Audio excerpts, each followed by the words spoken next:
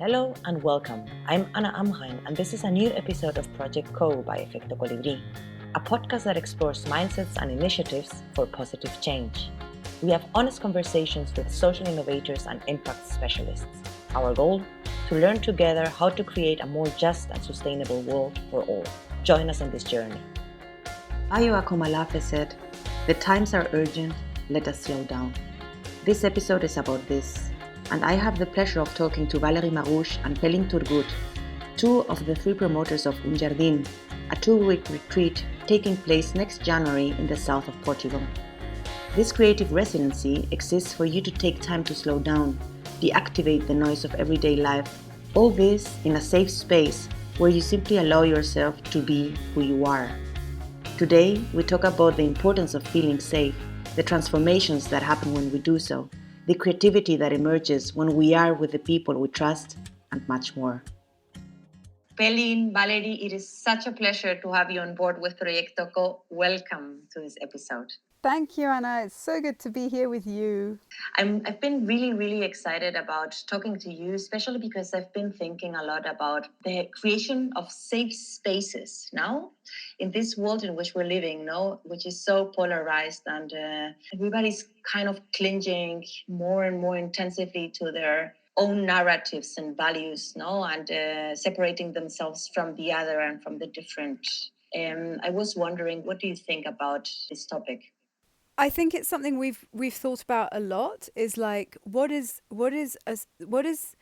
spaces in which we can come together right now that feel responsive to the kind of needs, but also the realities of our time. Like, what is an emergent space strategy? Do you know what I mean? What are the kinds of spaces that we need right now, and how do we go about creating them? So, like you said, for instance, a safe space where we can somehow drop or feel safe enough to drop the stories and the narratives and to show up beyond that for something. Like, what would that look like? So a space that really takes into account this kind of emergent not knowing, right? Because we don't know right now. The one thing is true is we live in a time of such uncertainty. We don't know what will come next. And so part of the question for us, certainly, and I know for you too, is like, how do we create spaces that are responsive to that, instead of clinging to like an old idea of what we think like a shared space should look like. Yeah, in that sense, to add on to that, what I always felt was so necessary if we want to create safe spaces or brave spaces is that we can all show up authentically, because what we're looking for in a way or another is transformative experiences, right? And we need to feel safe enough to show up authentically, to navigate that unknown, because we don't know what's what's really needed right now. If anybody were to know, probably they would have told us. We're just collectively a little bit out of our depth about how to navigate, and to let go of that fear and jumping into the unknown is maybe the best bet that we have right now in terms of creating safe containers, because we let go of, like Pelin just said, our identities, our narratives, who we think we are, so we can actually become somebody else individually as well as collectively. Transformation, letting go of certain parts of our identity, the unknown, how to transcend our current reality. The question that is coming to me now is, how did you end up here? It's such a noble mission and job that you're doing, creating these safe spaces, no? And really, I'm very interested in getting to know a bit of your journey. We don't know. I was joking, but I was also not joking, because we met at a time where, when both of us were going through transitions, and we both very fast admitted to each other that we're like, we don't know what's next. But we also knew that was the way, that the not knowing was not a problem, and that we needed to get lost a little bit to actually find where we have to go. And I can speak for myself, I've been doing that for much of the past year. And it feels timely, it feels important. It has a habit of bringing the right opportunities, the right people, the right spaces to us. And we're trusting that, I guess. But really, the very genuine answer for me is I don't fully know what's next, but I trust that that's where I'm supposed to be, and I trust that that's the space that can actually generate something different, something new.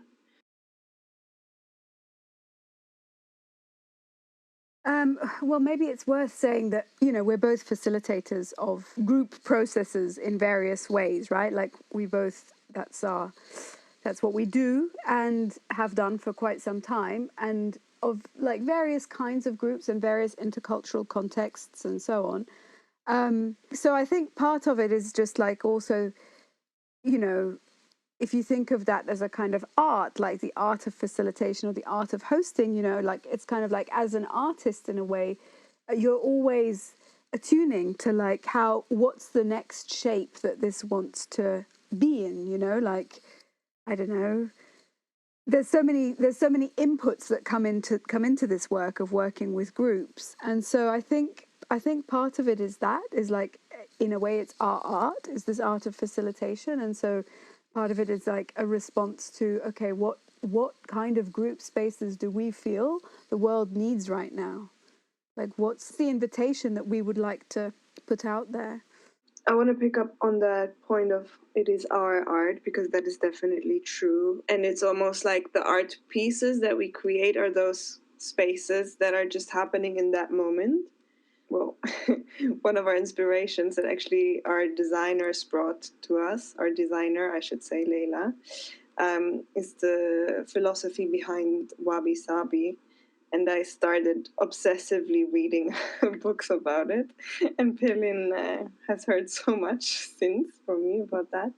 But one part specifically I loved, which was that notion that the actual artwork is the moment of the creation, the moment the piece is created. It's not the finished painting or sculpture or whatever, but it's really the moment of the creation and the zenness of the creator that brings about true art. And I think that is the spirit with which we go into this unknown, into this residency as well. Both for us as hosts of this, as much as for ourselves. So it does almost feel like we're creating a 1-month human art piece. And that's a little bit also why we called it what we called it. It's like just a numbered art piece of a group of people, which is where the one is coming from. There's something to be said for, obviously we all went through this pandemic experience, right, which brought this new digital forms of connection into our lives, which, in many ways has been wonderful and, so enriching, and created so many global points of contact. And in another way, it's interesting that, like, I feel like it's also asked for a refinement around what kind of live in-person experiences we've been missing.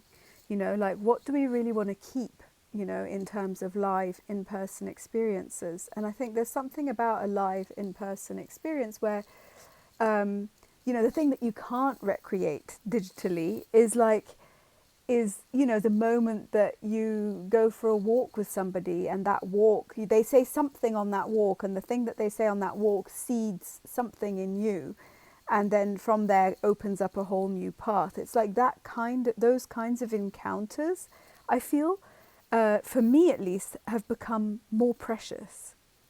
Letting go of control, in order to embrace uncertainty, which is one of the qualities that entrepreneurs and which the current society has taught us not to embrace, basically. So we need to deconstruct in order. That's what I'm hearing. Please correct me. In order to create safe spaces and feel comfortable with uncertainty and let go of control, we need to deconstruct everything that we have learned. I think yes, and there's something behind that safe space, or which is a creative space, I guess, because to be able to really create something radically new, I think, for one, you can't be on your own. In this day and age, or at least Pelin and I think, agree. That lonesome hero is just gone. It's not a thing anymore. I agree. And the second part is you have to let go of who you thought you were, to create that to create that novelty, which none of us know what it is, from a space of connection to, I want to say connection to source, although that I don't actually know what source I'm referring to. I think I'm referring to both our inner compasses and values, as much as the soil underneath our feet, as much as the directions around us, the environment around us, and to be able to do that, we need to feel safe. We need to feel safe in each other's company. We need to feel safe enough to take a step back and be solitary for a moment, as much as to reach out when we need others. So I feel like the more pivotal question is, what do we need these safe spaces for? Because for me, they're not necessarily just an end in themselves, but they allow for moments of creation that are more emergent, and in that way more tuned to what's really asked of us right now if we want to transform. Well, it's interesting, isn't it? Because I think you're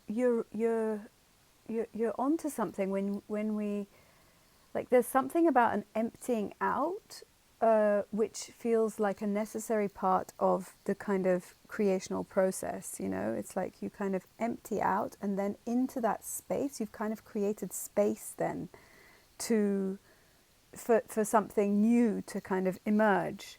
It's kind of like that, the Zen thing of like no thingness, like where there is just there is kind of space, and into that space can come something, or something can be seeded, because the soil is ready for it then.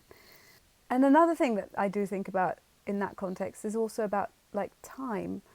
Well, it's two things. It's like, because I at least, like, my brain is often taken up with very like admin, sort of right brain activities. There's a lot of that in all of our lives. Social media, keeping up with just even WhatsApp messages. Like there really is a level of like information that we're constantly managing. And I feel like part of the creational process is like, okay, let's just find the time and the space to put that to one side for a moment. Let's really sort of literally create space so that this new thing that I want, so that we can just listen, to ourselves and to nature and to life, and just really listen for, okay, what is my next step here? Again, like another reason why I think it's nice to give that time, like a weekend retreat just is, it's nice. But oftentimes then you find, like, just when you've sort of settled into something, it's like time to get going again. So there's something also about really just slowing down. And maybe also because, like, we're being asked, generally speaking, to be so fast-paced. And there is also this sense of urgency around, like, the issues of our time. And, I think oftentimes our nervous systems are really in a heightened state of alert most of the time when we're sort of going about our day-to-day lives.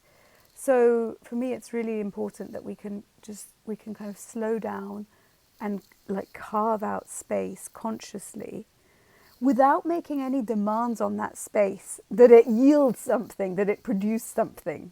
That's the main thing, you know, without being like, okay, and now I'm going to, like, but really to allow the space to just be the space.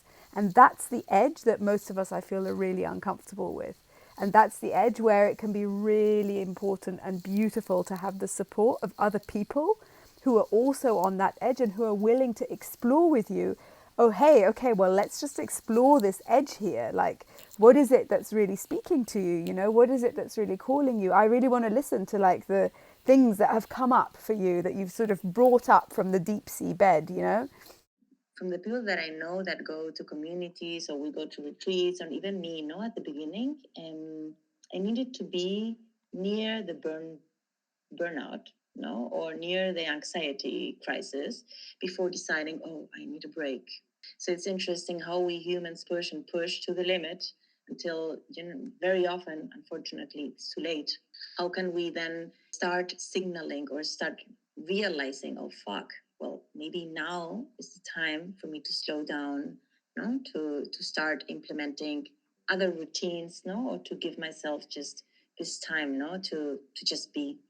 Maybe the body, because the body is already telling us, no, the signals are here. We're just not willing to listen in our right brain operating mode, no. Yeah, no, it's so true. And I think part of this kind of, you know, self-care gets kind of thrown around a lot as a concept in ways that can feel a little bit like, I don't want to use the word superficial, but a little bit superficial. But I think what you're referring to is like this deep attunement to yourself and to your self, to care for your being, which includes your physical body and also your emotional body, your, you know, just your soul, like the things that you need on all those levels. And when you start to kind of deeply attune in that way, I think then you can kind of start to incorporate these kinds of spaces or these kinds of pauses as really like necessary for your thriving, you know? It's self-love. It's self-care, but it's also self-love, no? To be honest, for me, when it's about self-love or needing to love others, or no, needing to love yourself first before you can really love others, I'm never sure I can I'm never sure I can agree with that. Because it is our relationships also that support us in understanding that we can be loved. I can speak for myself. I've learned to love myself through people who have been there throughout, and mostly those who've been there throughout the darker moments. And I learned through them to love me. And I think the hope is that tiny way, such a sense of solidarity can be recreated in a space if we give it the time and the openness for it to develop. And I mean, we say it's a creative residency to give each other space, to give ourselves space of creative solitude and creative solidarity. And it's really that balance and that combination that I think is the game. I don't want to say game changer, but is the where my heart wants to go there. Because it's not just about loving me or you loving you, it's about all of us loving all of us and everything around us. And that sounds terribly naive, but I do very fundamentally believe that that is the way forward. And I think that is also where we say this is not a retreat for you to go on your own journey, because we're both, you know, spending a lot of time in Lisbon, and we've been joking about that. You know, everyone is on their journey right now. You know, and I'm on my journey, and you're on your journey. But the question is, are we just on parallel journeys into nothingness, or do our journeys meet at one point? And how can we create these journey meeting points where the sum becomes larger? No, the group becomes larger than the sum of its parts. Is that how you say it? Yeah, where the group becomes larger than the sum of its parts.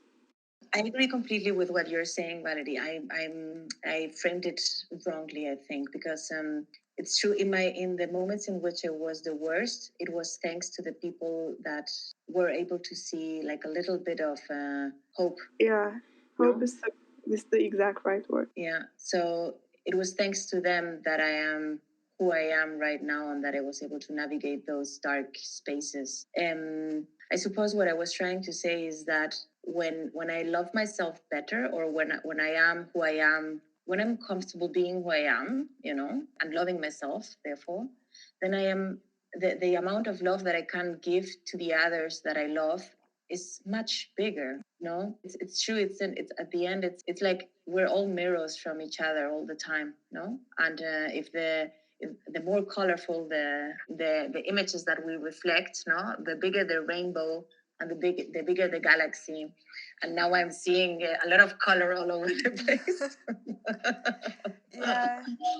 Definitely. And there's this quote, which I've also told Pelin about, and now that you bring up the concept of hope, I think definitely for us, our dream would be that this residency would become a space of hope for everybody there. And well, I'm right now in this fellowship, Anna, as you know, and we've been speaking about the question of can we actually turn things around still? Do we believe that collectively we can? And many of us say actually we don't. We can only make it, on a smaller level, individually, one on one. We can turn this around, but collectively we're just too out of our depth and nobody knows. And then to create these spaces still, where I'm coming back to the quote now, where we can be truly radical in the sense that we make hope possible instead of despair convincing, which is the quote.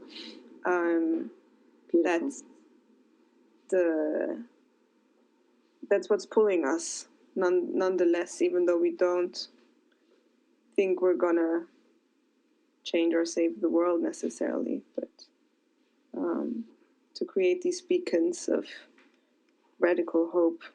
How are you gonna create this radical hope? How are you? Give me all the details. What can I expect? What can we expect? Or shouldn't we expect anything at all? Good question. How are we gonna create it? I don't know. I just know that it happens when we come together in that space of, well, loving each other. The magic of the place is really important, obviously. Speaking about the residency, it's very expansive. It's really rooted in the land there. You can feel that. You have wide spaces. It's not crunched in. There's water, there's earth, there's forest. The beach is 50 minutes away.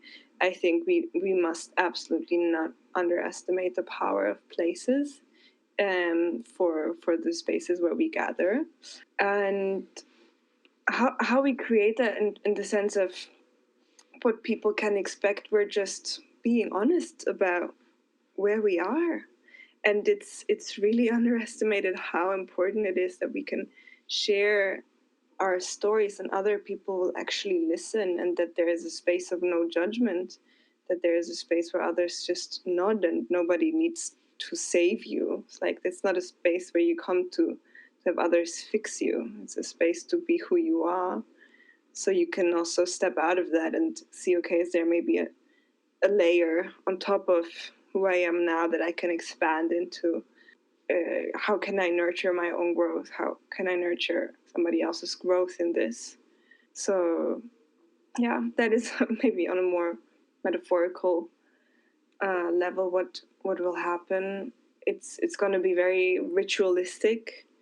Rituals as simple as sharing food, coffees in the morning, coming together, sharing about where we are, what we are creating, if we are creating anything at all, what is our intention.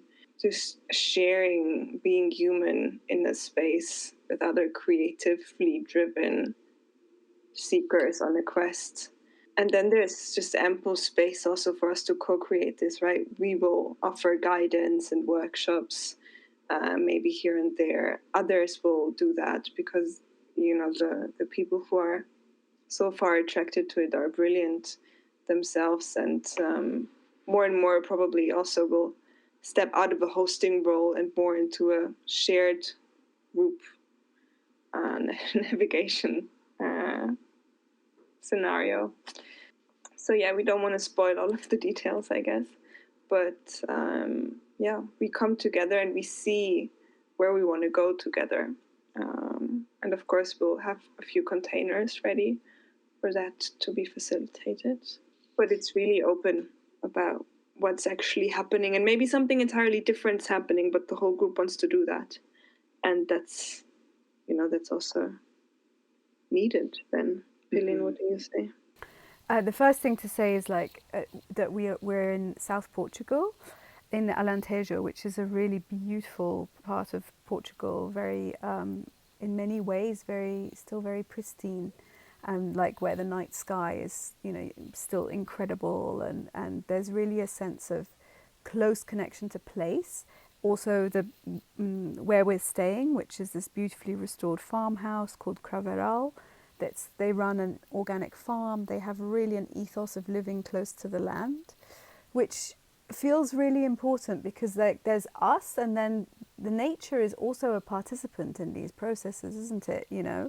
Like the nature also is really right there to support this process. So that's one piece. The other piece I think I can talk about maybe is like, I had just an imagination around, this being a space where, like, if someone wants to try something out, like, let's say there's a workshop they really want to try out, or there's an idea that they really want to chew over, or, they want to, I don't know, they want to take everybody on a group walk to, on a sensory walk or something, whatever it is, that they would feel safe enough. Everyone would feel, this is kind of, for me, the dream, really, that everyone feels safe enough to really take those small and yet significant risks in good ways to kind of share their gifts. So I really have an imagination around that emerging organically, and likewise to develop the practice, which is something we're less good at potentially, to develop the practice of like what I really need. I really need someone to sit with me and talk this thing through with me, or I really need, I don't know, to be on my own this afternoon.